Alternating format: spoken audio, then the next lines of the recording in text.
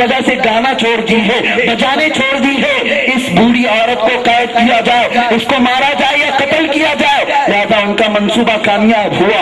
ابو جہل نے چند اوباش نوجوان بدماشوں کو جمع کر کے سیدہ سمیہ کو پکڑ لیا۔ راستے میں جا رہی تھی، نقاب پوش خاتون کو پکڑ کر کے گھوڑے کے پاؤں میں باندھا گیا، ایک ہاتھ آگے کے پیر میں، دوسرا ہاتھ دوسرے پیر میں، پاؤں ایک پیر میں، دوسرے پیر میں دوسرا پاؤں، اس طرح باندھ کر کے گھوڑے کو دوڑایا گیا۔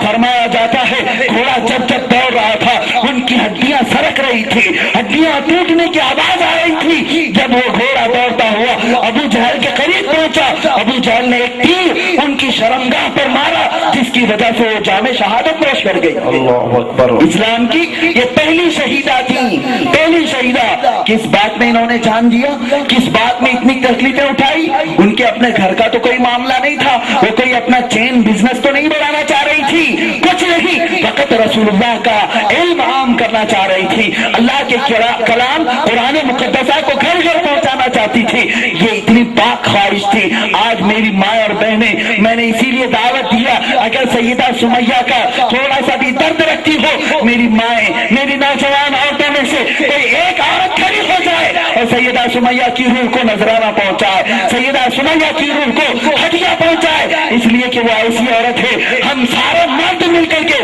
سیدہ سمیہ کا ایک تبلیغی کام نہیں کر سکتے، ان کے مثال ہم سارے مرد مل کر کے نہیں کر سکتے۔ یہ سیدہ سمیہ کی زندگی تھی۔ مسلمان عورتیں آج اپنی بے بسی کا اظہار کرتی ہیں۔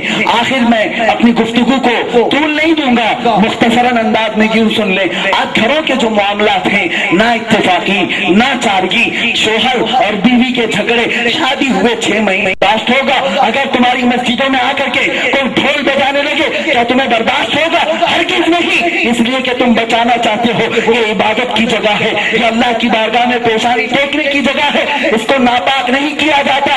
لیکن جب ہر خطیب خطبہ نکاح کے وقت یہ کہتا ہے النکاح من سنت رسول اللہ، نکاح رسول اللہ کی سنت ہے اور عبادت ہے، اس عبادت کو جو خرافات بناتا ہے، حرام کاریاں کرتے ہیں، پٹاخے اڑاتے ہیں، ڈھول بازے بجاتے ہیں، اس عبادت کو برباد کرنے کی سزا یہ ہے اللہ چند دنوں میں شوہر اور بیوی کو فتنے میں مبتلا کرتا ہے۔ شوہر اور بیوی فتنے میں مبتلا ہو جاتے ہیں، اور وہ مرد جو جہیز مانگ کر کے حرام کاری کرتے ہیں۔ مردوں کو اللہ نے طاقت عطا کی ہے، اے مردوں تمہاری تو قرآن میں فضیلت آئی ہے کہ تم حاکم ہو، تم